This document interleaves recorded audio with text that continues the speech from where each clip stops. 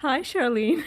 Hi, Lakshanthi. I was going to continue the conversation from where we started, but we've been talking nonstop since we got here. So Catching up. It's called catching up. It's Yeah. been ages, it I feels know, like, right? I know. It has been ages. Yes. And you just got back from Sri Lanka. I certainly did. I was there for more than 2 weeks doing my annual charity bike ride around Sri Lanka. Great way to see a country, to ride your bicycle. Yeah, and it's an important cause as well. Absolutely. It's for the 1333 Crisis Helpline, which it's in its 11th year. And really, it's giving support to people that have problems, emotional issues, someone to talk to. And I shared the story because I personally had a situation, because I did the presentation for the group and talked about my son when he was in college and was having issues. And he sent his dad and I a letter, an email to say, help. That was amazing because he wrote us, but what about all the hundreds of people that have no one to talk to?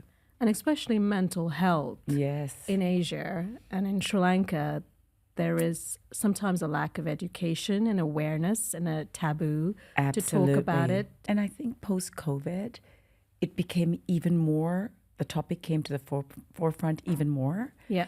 So there is a much greater acceptance. And look, in Sri Lanka alone in the last month, there have been some unusual situations where people have taken their lives. Yeah, and I think that's one of the reasons we wanted to launch the Sri Lanka Live series, podcast series. I mean, I knew, as you know, very little about launching a podcast series, and I didn't even know what the options were. I'm very not tech savvy at all. I thought it was going to be a lot easier than it turned out to be. I have watched podcasts mainly on politics and cultural issues, and I thought, why don't we do something about Sri Lanka, spotlighting inspiring Sri Lankans, important issues, lifting the veil on the journey, because Sri Lanka has been in the spotlight for not very good reasons for a long time, and we sometimes forget about the positives, about the country, about the people, about the culture, about the tourism, about the food, about the sustainability of everything that goes on in Sri Lanka. Sri Lanka inherently has so much potential, but I want to stop talking about the potential and start talking about the reality and how much we can do to impact the community, and also to showcase all the good Sri Lanka has to offer. And the idea behind Lanka Live was that we would lift the veil, talk to people who would share their journeys, who would be the inspiration for perhaps others as well, and also to create a sense of community. Because I think as Sri Lankans, we do have, in many ways, a strong sense of identity. Absolutely. Yes, there are things we'll complain about. Yes, there are things we're frustrated about. But at least for me growing up, I was always instilled by my father and mother with this real strong sense of national cultural identity. I mean, I grew up in a family. My mom is of a Tamil background. My father's of a Sinhalese background. None of that mattered in my house. We talked about social issues. We talked about colorism. We talked about education. We talked about women's empowerment. And there was no topic that we didn't discuss. And that had a huge impact on me growing up as well. And I hope that will impact others. And this podcast series is really to achieve that in some way. Exactly. To engage, to create a better voice for Sri Lanka. Yeah. And I know I make fun of you a little bit about this elevate Sri Lanka, but you've always told me that. Forget about the issues, forget about the criticisms. Let's elevate Sri Lanka. Correct.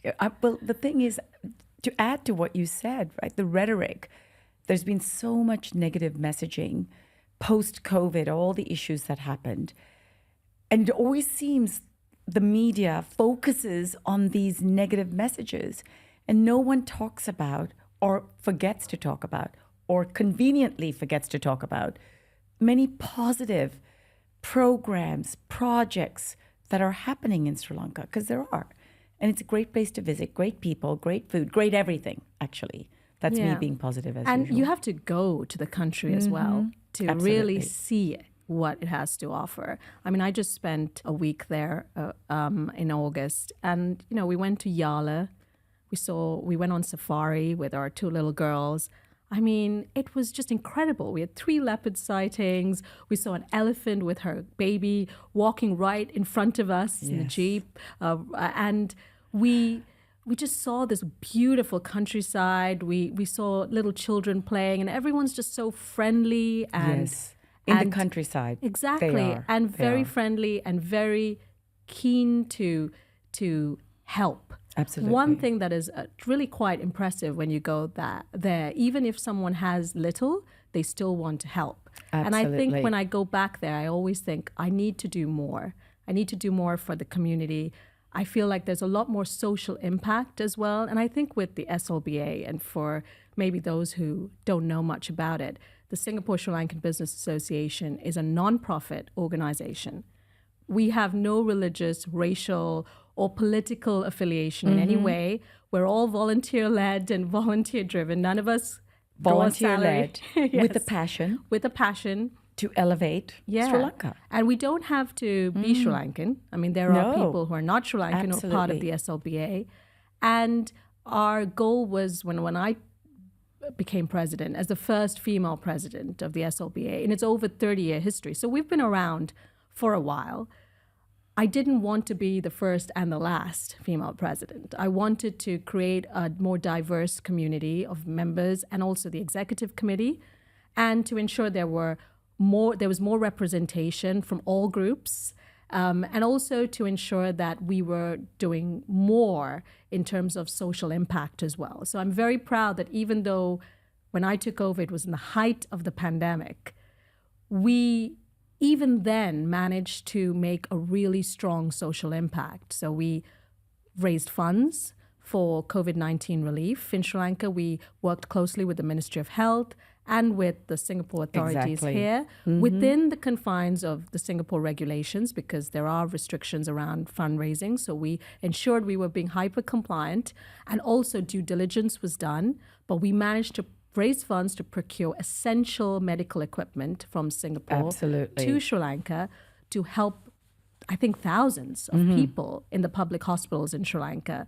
And then we raised funds again for essential medicine and equipment during the unprecedented economic crisis, working again closely with the Singapore authorities to do that, and with the Sri Lankan High Commission on both occasions, and also with the Ministry of Health back home.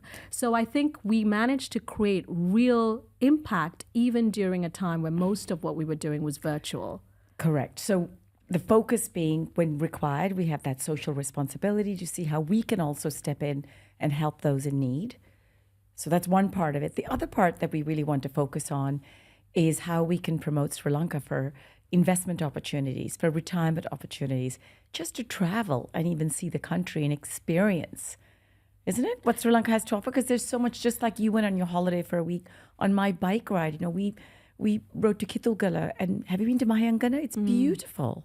The countryside. Where the bridge over the River Kwai was filmed in Kitulgala. Exactly. And on our bike ride, we encountered 3 wild elephants along that road to Katharagama, which was, an interesting encounter, but still. And when I mentioned to people I went to safari and I showed the videos, I've heard people say, I didn't know you could go on safari in Sri Lanka. Yes. So there's clearly a lack of awareness on. It's only 3 hours, 45 minutes from Singapore. Exactly. Singaporeans don't need a visa to go to Sri Lanka. But also, Singapore was one of the few countries that didn't require visa, and still does not require a visa, as I understand it, from Sri Lankans to travel to Singapore. Absolutely. And it just goes to show the long, close diplomatic, trade, and business relations that have been existing between Singapore and Sri Lanka for a very, very long time. Absolutely. And that's part of our focus, right? When we talk about the Singapore-Sri Lanka Business Association, it's opening doors between Singapore to Sri Lanka and Sri Lanka to Singapore. We want to create that community between our two countries, and the awareness and attraction to visit and to be to do activities together. Yeah, and to realize, I suppose, the enormous potential as well. A lot. Because I think, and I've said this before, I think we would be very naive to think that the perception of Sri Lanka does not affect us on an individual level in the countries we reside in. Because we will still be seen in many ways as Sri Lankan. And having an identity is important. I think it's part of your brand. In this day and age, it's all about personal branding and having a USP and so on. And we would be naive to think that by removing ourselves or trying to dismiss the importance of community and the country or the negative press around the country does not impact us on an individual level, I think that's quite naive. Of course, it does. But then when people get to know us and they interact with us, it's always a different view, isn't it? Yes, and I feel like being part, and I wasn't part, in fairness, of a big Sri Lankan community when I first joined. I think we all kind of met each other. I mean, that's been the extra. I think that's what I've loved, in fact. Yeah. Because I've been living in Singapore for 30 years or more, or close to 30 years. And in that time, I don't have much connection to the Sri Lankan community. But I'm so thankful to have had the opportunity to join the SLBA and then become a part of the EXCO and really feel that I can contribute and make a difference. And I can speak on behalf of the SLBA, on behalf of Sri Lanka, on behalf of Singapore, with true passion and heart. Yeah, and I think nice. I think that Lovely. one of the things that I've found is it's given me not just a sense of purpose, but also meeting like-minded people from a similar background and realizing, oh, we have the similar sense of humor, we have, similar tastes and interests, and also food and getting together. I mean, a lot of us get together socially. Yes. We've opened up our homes to each other. We've gotten to know each other's families, children. A lot of our partners are not even Sri Lankan. Many of us have lived in Singapore for many, many years. We see ourselves as both Singaporean and Sri Lankan in many ways, as I do personally. But it's also given me a sense of community where when I've returned back to Sri Lanka, I know more people, not just my family and childhood friends. Yes, exactly. There are people I've met through the SLBA that we stay in touch with. It's professional in certain levels, but also now on a friendship level. We've gotten to know each other and meet each other. And also, I feel that there is a greater sense of community and integration. And also maintaining that bond with my country of birth and also helping my children create their own bonds. And that has been largely due to the SLBA in many ways. The thing is with the SLBA, when we widen the network, even for some of the programs we want to run, and we want to, as a way to promote Sri Lanka and the connection, because the mandate says it's to open trade between us, correct? Between Singapore and Sri Lanka. Yeah. But for me, it's beyond that. Yes. It's beyond just trade. It's building relationships. It's understanding each other's countries to understand the opportunities that are up there. And of course, Singapore is super well established. They've done a stellar job to put themselves on a global map. Whereas I feel like Sri Lanka, we're still in our infant stages. So for me, as being a part of the SLB gives me an opportunity to focus on Sri Lanka and what Sri Lanka has to offer. And you can make more impact in the turning points of a country. Absolutely. And as we're, at the time of filming at least, we're gearing up for a very important presidential election. Yes. And we want to ensure, yet again, but we want to ensure that, the power of social media as well. So the idea behind these podcasts often is that you're getting the message out sooner, faster to a bigger community. Correct. And we would hope that there is a new generation coming up who are invested in certain things, seeing, for example, leadership as not just, top-down leadership or strong man leadership, but rather a leader as Aritha Wickramasinghe, who I've recently interviewed and his podcast will be launched soon, is said a leader for all, because we can't just have economic progress. We need social progress. And you cannot see yourself as just a leader of one community. And that's what I think Singapore has done in many ways. Superbly well.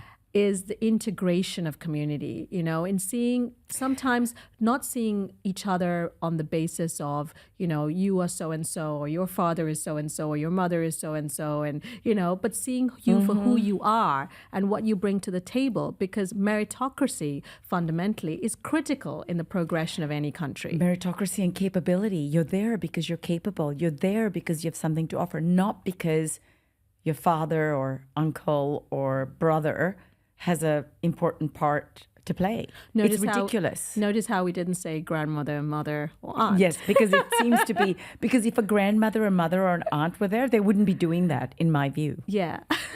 But that comes to my next point, which was the diversity element, right?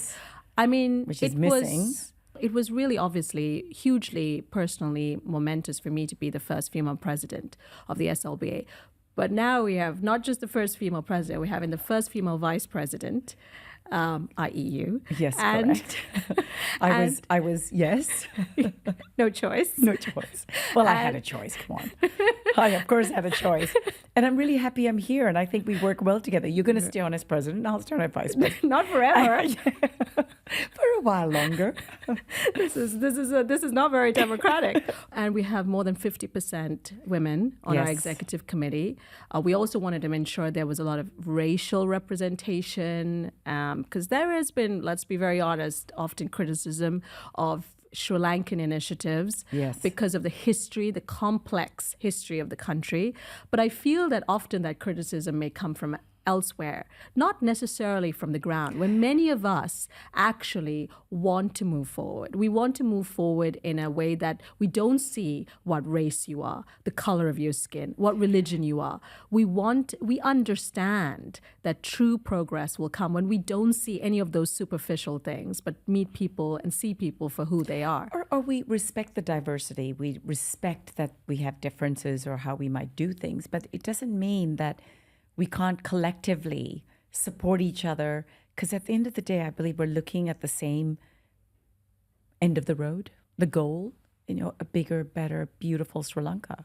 And I think the importance of having diversity has shown up in what we've done on a very small level. When you think about it, having the first female vice president, first female president of the SLBA meant more than 50% women on the executive committee, more women in membership. As members, more women's initiatives. So we've done the very first International Women's Day event we did during the COVID where we had wonderful Otara, who is I think the first woman in Sri Lanka to take a company public listed. Absolutely. And a true entrepreneur in many ways. And we also had Nathan, who was one of the co-founders, I believe, of Hatch. He launched her capital for the very first time on our webinar. I think it was 2021 when it was launched. It was a fund that was investing in women entrepreneurs through the Hatch's Accelerator program, Hatch being one of the largest co-working spaces and accelerators in South Asia, but based out of Colombo. If you haven't been, do visit their offices. Fantastic, as we know. Spectacular. Impressive, I'd say impressive. Very, very. And with Selena, from Celine. Yes, remember, with Selena. Where they support all the female home, a lot of the community-based projects that are then brought into the shops. And a workforce also preserving an old traditional style of weaving and, we love making that, clothes. Right? That's part of the sustainability, it's right? Community sustainability. So we were able to do that and other events as well. And then the Women Entrepreneurs Initiative. Correct. Which we did a Shark Tank style pitch party in Singapore earlier this year. That was this year, wasn't it? Yes, it was this year. That was amazing. I love doing that. Amazing. We had wonderful Rishi Nalindra, the first Michelin-starred chef, a Sri Lankan Michelin-starred chef in the world, who was one of our judges. We had several Singapore angel investors and entrepreneurs who were part of the judging panel. We had a very exciting event where 5 female entrepreneurs who were shortlisted out of a big pool of applications were brought to Singapore to pitch their businesses for investment, but also got mentorship along the way from a panel of mentors we pulled together. To prepare them to get there. They had a lot of benefit. Besides the pitch and being successful on that day, I think the build-up and the support they received to get there, invaluable for them. And also showcase the enormous talent there was. But I think again, having diversity on our executive committee means events like this, means Correct. ideas like this. And then, of course, the Migrant Workers Initiative that we did, the Female Migrant Workers Initiative, on the back of talking about mental health, which we discussed early on. Tragic suicide of a female migrant worker in Singapore. Unfortunately, it was all filmed. It was on the media. It was terrible. It really hit home with a lot of us. And we wanted to do something about it. And thanks to one of our fantastic members, Anushika Bana, she led sort of that initiative working with the Sri Lankan High Commission to pull together a group of not just us, but the Singapore authorities as well. Correct. And the, and the Ministry of domestic workers, Manpower. a huge showing of Sri Lankan domestic workers, which was really critical for the success of that, because they're the ones who need our support. And we had over 300 domestic workers, right? There was not even enough space for them. And what That we was realized, last year, right? That was last year. And this year, we took a bigger space because we Yes. had even, it's a huge turnout. And we realized also that the resources we have in Singapore, which are a lot in terms of educating about the domestic workers' rights, obligations, resources that are available, Where they go for helplines. help. Where they go Yes. for help. But some of that has not been necessarily translated into Sinhalese, for example. You may have that collateral and that resource available in Tamil, which is one of the known languages in Singapore, but not in Sinhalese. So on that day, we were able to translate through translators, all of these volunteers. We had sponsors for the event. We were able to pull all of this together. Fantastic. And that's why joining an organization like the SLBA is important, because your membership fees go towards doing these important initiatives as well. Absolutely. We are not for profit. So all of that makes a huge difference, a huge social impact as well. We just don't realize the power we have to affect change on an individual basis. And I walked away from those events with an enormous sense of, wow, we've done something good. And I felt like it gave me more than it gave them. Yes. And that's a question we do get asked, isn't it? As a part of the SLBA, why should I join? Because we do have individual memberships and corporate memberships. Besides, please join to at least be a part of the community and support us in the mandates that we put forward, because we're always, and if you've got ideas of events we could be doing that would support us to elevate Sri Lanka, to create what our objective, which is the trade, the opening the doors between our two countries, please come and be a part of us. Because we need more Sri Lankans to come forward, and non-Sri Lankans who have a passion for Sri Lanka. We've already got quite a few members who are non-Sri Lankans. And you don't have to be based here either. No, you don't have to be based here. Absolutely. You can be based in Sri Lanka. You can be based here. You can be based anywhere, actually. Anywhere. And we're fun. Matter. Look how fun we are. Yeah. We're very good at organizing the social. We're very good at that. That's our forte, actually. I mean, we're so good at that. Which Sri Lankan isn't, though, to be honest. We're so good at that. We spent a week together in Italy, just the two of us. Exactly. And Tim, and my husband. And Otara. And Otara. It was fun. We had so much fun. And of course, we didn't know each other before we joined the SLBA. That's the point. The other point. And we don't like each other. Clearly. But someone once commented to me, you and Sharlyn are very different, but you make a very good team. What do they mean by that? Like, I think sometimes the people have a perception of women in these roles. Oh, they won't get along. Or, they're... Well, you are a litigator, so that could precede it. But I'm a corporate trainer and a coach. I'm very nice. I think you're far more direct than I am, No, I'm very direct. That is true.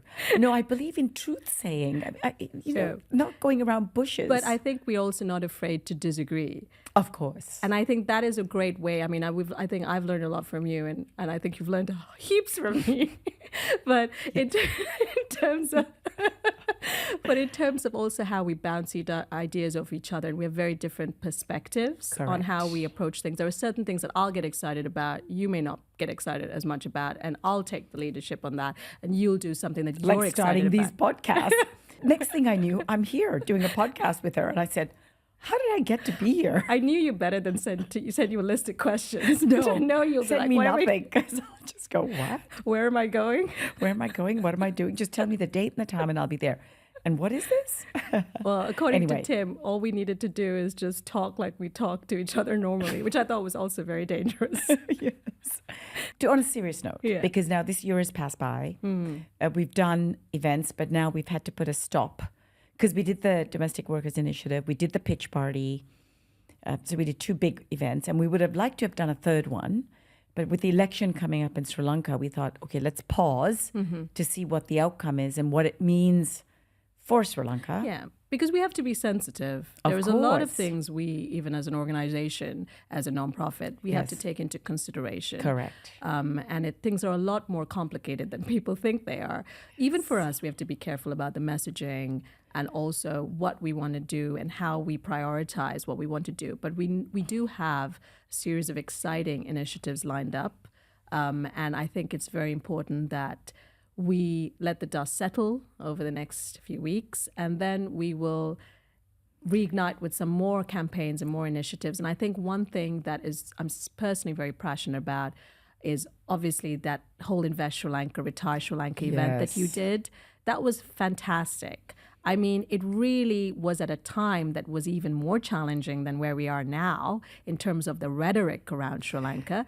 But we managed to get a fantastic group of people into the room. We've had some great speakers. We had people from the port city. We had John Keel's Holdings. We had the Colombo Stock Exchange. We had, of course, the central bank governor in his first formal visit to Singapore who took the stage. And he was, it was a really important person to hear Valuable. from. Very valuable. Very valuable. And also the Retire Sri Lanka piece, I thought, was very interesting. And arguably, people were very interested, sometimes Yes. even more interested, had come specifically for that segment. Correct. And do you want to talk a little bit about that? Well, so the Retire Sri Lanka is a program that's been happening in Sri Lanka for many years. In fact, it's very tried and tested.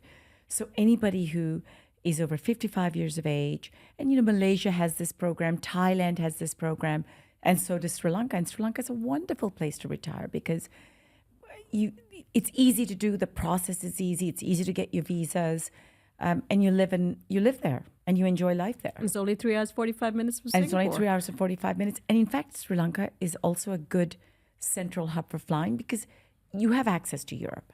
You can have access to the US. You have access into Australia. And good also medical And access. very good medical. The medical is much, much better than one would imagine, even based on what we keep reading, because with COVID, there were some blips Yeah. that took place, of course. But there are so many options that are available. I mean, my Correct. parents still live in Sri Lanka and they're so senior. does my mom Yeah. lives in Sri Lanka. Yes. So, I mean, there are so many resources available, and I feel like there needs to be greater awareness, and I think that's one of the initiatives we'd want to focus on. And I also think it would be really interesting to do another Invest Retire Sri Lanka with the same group we had 2 years on or a year and a half since they visited to see where we've got to and what it means when it comes to making investments and retiring in Sri Lanka. Because the follow-up is think- important. I think so. And I think it's important to show continuity.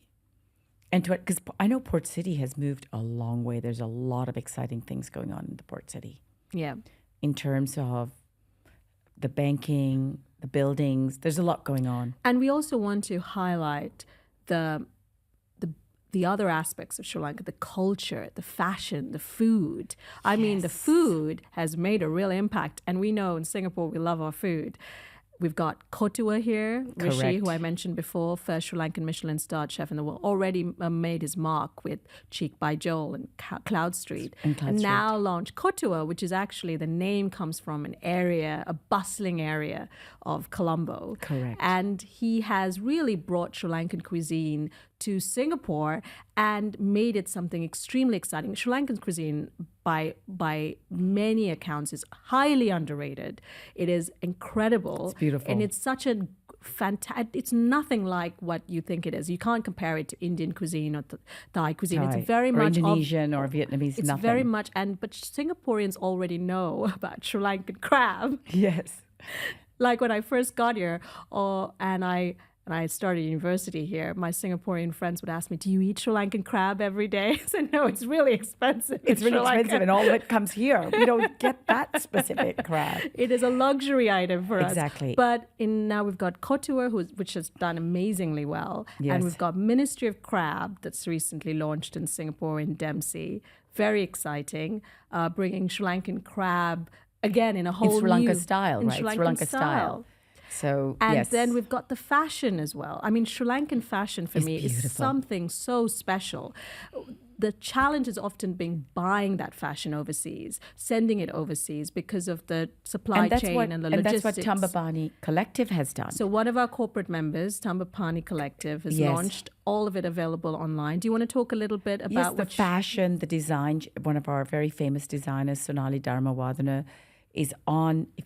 Beautiful, and Shimna, who's part of the co-founder and our member, does wonderful fashion shows. And if everyone has a chance, please go, because the fashion is amazing. You'll be blown away. It's amazing. And in fact, if you do go to visit Sri Lanka, shopping in Sri Lanka is actually very good. Yes. It's very Sri good. Lankan artists as well, paintings. Sri Lankan art, which also Shimna does, right? Exactly. She gives visibility to the cultural side through fashion, through art, through the jewelry. Yes. Beautiful jewelry. I'm actually wearing Sri Lankan designers' earrings. And when I wear some of Lovi's designs as well, the wonderful Asanga, yes, who also designed for our Olympic team. The Paralympic team. And the Olympic yes. team. And I think was up there in the top 5 of one of the shortlists of the top Olympian, outfits, costumes. Unfortunately, it rained in Paris and most of them were covered in their raincoats. But Asanga had done an amazing job. He has a beautiful shop in Golf Face Hotel. And I bought a couple of his designs. Tim, my husband, wears his sarong suits. It looks amazing. Yes. Absolutely. And people ask me, where do you get this from? I said, it's Lovi. It's a Sri Lankan designer. And Sonali got many of Sonali's saris and her designs. And her dresses. I mean, she's very versatile. She does beautiful stuff. And now she's got a household range as well. So what we want to say, there's so much to experience. And we want to bring some of that here. And that's part of our plans for next year. We won't reveal too much because we need to first decide how to make it happen. Because when we organize this, as you can imagine, takes a lot of work. A lot of work, a lot of organization. But we always get the support, I have to say, because when we did Invest Retire, the Colombo Stock Exchange very kindly supported us. Along with other sponsors as along well. With the John Keel's, the real estate group, and the Port City sponsored us a lot. Because we're a non-for-profit, to be able to put on something like this and give it the recognition and give it the right space. And we also want to do things in a proper way. We do. You either do it properly or not at all, in my view. And so I also think it's important to, touch on a little bit about sort of what, why there is this connection between Singapore and Sri Lanka, because when I think about it, as we were talking just now, and I was talking about, my Singaporean friends recognizing Sri Lankan crab and all of that, I also find myself, with Singapore and also feeling so Singaporean as well as Sri Lankan, because I've been here for over 20 years. I feel like there is a real opportunity culturally as well to connect the dots between the countries, because we are, yes, very different in many ways, but also very similar in many ways. There are lots of prominent Sri Lankans in prominent roles in Singapore, right? And also heritage-wise. Exactly, people from Sri Lankan backgrounds. And I think that's what we also want to understand, and we need to recognize that there has been that there is this passion for Sri Lanka, but I also have a passion for Singapore. And in many ways, I've found Singapore, for me personally, has given me that meritocratic kind of feeling and approach and reception. And even when I came in as a Sri Lankan, student into Singapore, I joined a faculty that had not really many international students, but also no Sri Lankans in my batch. And I felt immediately welcome You know, I was going to my friends, you know, Chinese New Year dinners, and their parents would have me over for the weekend because I had no family here, and no one, you know, no parents, no family, no cousins, no one was here. But I felt very welcome into the community, and those are still my friends to this day. And I feel like there is so much we can learn from Singapore. And also drawing on our Sri Lankan heritage. And I think that's the bridge we want to have between the two countries. And in many ways, I say when I go to Sri Lanka is we don't have to reinvent the wheel about what we want to do. We don't have to look at countries far away as sort of our role models or benchmarking. We should look to countries closer to us, like Singapore, Asian countries that have achieved things in a short space of time. And you wonder, how do they do it? And there are lessons that you can learn from that and deploy. Not everything will be workable depending on a country's size or, you know, demographics and so on. Systems in but place. But there are some high-level things we can all agree on would work. And I think that's where the the political change has to come in, right? Because you need the policy. Look, when we want to make changes that can fundamentally change. When I was talking to some friends in Sri Lanka, there was this massive reverse brain drain that happened in the country during, I think it was around 2017, 2018. There was this massive brain drain. 70s had it too. But more recently, in terms of these successful professionals from overseas, you know, Sri Lankans usually born in Sri Lanka, gone overseas for their education, had worked there in international companies, had been very successful, and they were returning back to Sri Lanka because they saw the enormous potential in the country. They wanted to return back. They wanted to give back to their country.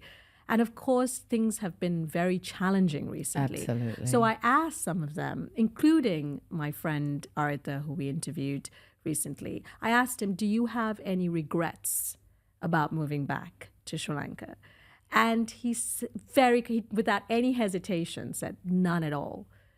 Because I wanted to give back. And I continue to give back to the country. And I see the enormous potential in the country. I see so many wonderful Sri Lankans doing good and affecting change in the country. And without hesitation, I'm glad to be back. And yes, it's not for everyone. And I asked him, what would you say to young Sri Lankans who are thinking about leaving the country during these difficult times? And he said, if that's what you want to do, go, because it's hard to put this philosophical idea of what is good for country and community over what is good for yourself on an individual level when you're trying to make ends meet. But it's good to go and get the experience. That's exactly his point. And the exposure and to learn things in a different way. And come back. Which Sri they all do. Lanka's always going to be here. And Sri Lankans always like to come back somehow. That's what I said. So they're like Indonesians this way. They somehow find their way back home.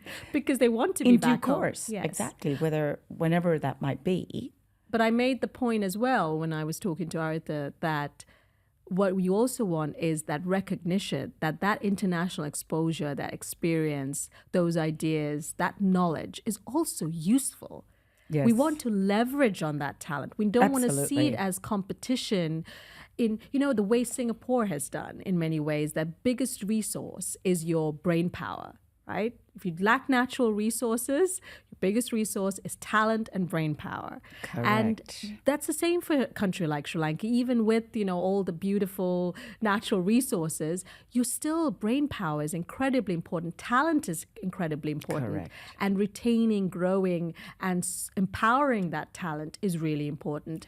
So sometimes, you have to step aside to let that talent grow and progress. But that's part of what we want to, in a small microcosm, express through the SLBA, right? Because we have the diversity. We have different talent. We have older, younger, with different experiences. And whether they're coming from Sri Lanka, we love having Sri Lankan members. And because they travel here often, many of them, coming to the events, networking, meeting each other, making connections outside of that. We have Sri Lanka, which is doing its thing, but then we have us, SLBA, working to do the same thing, but within the SLBA, isn't it? Isn't that what we're wanting to do? Exactly. And as Artha mentioned, you go out, you learn about the world, you experience it, but then you can come back when you want to. Sri Lanka is always going to be here. The community is always going to be here. And I think that was an incredibly powerful message, especially as we come out of challenging times and we're gearing up for the presidential election. And at the time of the filming of this podcast, we don't know who the next president is going to be. And what's going to happen after. Yes. And whether there's going to be instability or whether there'll be a carry-on. I'm of course, ever so hopeful that, because we need to maintain stability, because we went through such a crazy situation post-COVID when we had that 6 months. Remember, there was no fuel, there was no food, people lining up. It was ridiculous. And it was unnecessary, in my view, brought on by poor decision making. But in true Sri Lankan style, my father wanted to go back from Singapore and stand in line with all of his friends and their cars waiting for fuel and taking selfies with each other. But it's empathy, though. That's what I found really quite amazing, was people in lineups and people in Colombo 7 making tea for people in the lineup. And helping, that is one of the points that I love about the country, is just how people help each other. Whether they have money, they'll help someone less, and the poorest of the poorest will help somebody poorer. And Sri Lanka, that's how we survive. The resilience is incredible. The nature of giving, I love that about the country and the people.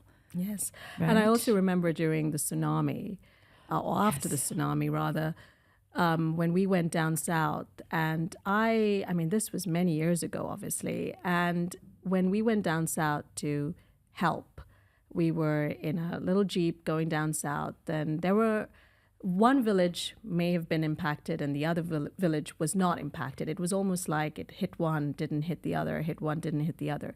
And the village that wasn't impacted, people were giving us supplies, stopping us, giving us supplies to take to the next village. Correct. These are people without very much from their huts coming up to us and giving us food and rations and supplies to take to the next village. And it was hugely impactful to me to see that. How can I participate? How can I be involved? What could I be doing? Absolutely. And I think that's the piece also about the cultural aspect of it, that sometimes we don't always appreciate and recognize all the positives. There's so much focus on the negativity and not on the positivity. And I wanted to touch on also safety, because sometimes when I mention, go to Sri Lanka, travel to Sri Lanka, visit the country, people ask me still, is it safe to travel? Super safe. Yes. My experience. You know that. You run villas there as well, and you're always, I feel, always there. Yes. And it's not quite always safe. It's very safe. I mean, look, we rode our bicycles. We leave at 5 a.m. It's safe, really. And Sri Lanka is also very safe for women. Very safe for women. In fact, at our villas, we often get independent women. Yes. Meaning individuals traveling on their own. And that's one of the things they love about Sri Lanka. They can take the train, they can take the bus. Of course, you have to be aware, like anywhere, but it is safe, super safe. Relative to what we see going on in this region. I mean, Singapore being one of the exceptions, but Sri Lanka is in many ways safe, and very safe, and really. Particularly for visitors and tourists. And I don't think people should be overly concerned about that, especially now. And I don't think, even despite all of the media coverage and so on, often when you're on the ground, I mean, I knew this growing up during the Civil War, what you read is very different from how things are on the ground. And everybody knows that if you've been in any crisis zones. Exactly. Which is not everyone, but unfortunately we do know what it's like to read something and then experience something very different on the ground. And also realize that tourism has an important social impact and economic impact on those that need the resources the most. Because it feeds from the bottom up, right? The day-to-day people really rely on tourism. And when we had that blip, there was COVID, and then post-COVID with the local situation in the country, it really impacted those people. And now you can see the difference when you go back, the vibrancy, because the small business owners making their small handicrafts, the tuk-tuk drivers, the van drivers, it's booming. And there's a real focus as well on, which I hope will continue, on sustainable tourism. Absolutely. There's a lot of focus on this, in fact. And I think that should be probably one of our podcasts on sustainable tourism in Sri Lanka, because a lot of things are inherently sustainable in Sri Lanka. And we want to ensure that the communities that we want to support thrive with tourism. And the experience, also tourism, it doesn't have to be that you go from hotel to hotel. You can have experiences. You can go kayaking down the river. The trekking is amazing, climbing mountains. Cycling. You can ride a bicycle. Yeah. And it's very safe. The roads in Sri Lanka for road biking or off-road, I know so many groups, different groups. It's fabulous, really. It's an exercise I will never participate in. But I know you'll you never enjoy. know. Never say never. But I think also in terms of the SLBA and what we're trying to achieve with Lanka Live, we obviously want people to join the community. Please join. And this is a massive plug for that. The thing is, we need members. To do what we're doing. We need the diversity of memberships because I've got to meet so many Sri Lankans I would never have the opportunity to meet, or Singaporeans, or other nationalities, doesn't matter, that I would never normally meet because we're in different walks of life, doing different work, doing different sections, isn't it? Yeah, exactly. I want to. And what we want to achieve with Lanka Live as well, we want ideas. We want people to follow us, like it, subscribe it, share, repost.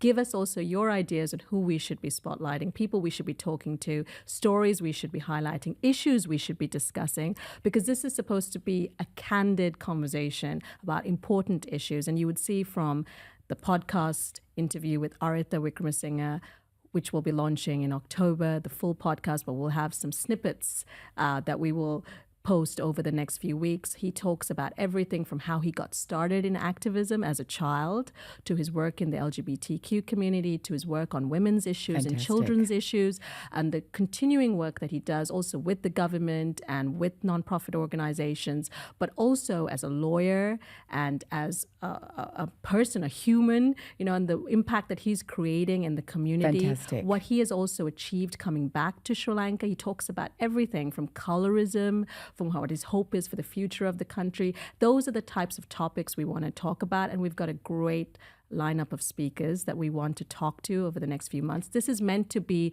something that we continue for a while. This is not going to be 1-2 podcast episodes. We want to continue doing it, and we're so glad we found the resources to do it, and that's why being part of the community as well and part of the SLB enables us to do important things like this. Well, the resources, meaning we get that through our memberships, we get that through sponsorship. Yes. So if people want to sponsor, they can. So that gives them recognition, but at the same time, we can really work on the mandate that we have a passion for Sri Lanka. We want to elevate our country, to put it on a positive light, to whether it's to promote trade, whether it's to promote the business, whether it's to promote tourism. So much to do and so much clearly to talk about. Well, the two of us never have trouble with that. We didn't stop talking, so it just continued. We weren't going to take a break, but here we are 1 hour later. And with a table in between and some microphones. That's the only difference. That's correct. Thank you for coming today, and I'm glad I didn't make you do this. Oh, you did make me do this. But it's been a great discussion. Beautiful surprise. Yes. I loved it. And thank you so much. Thank you. Ayubowan. Ayubowan.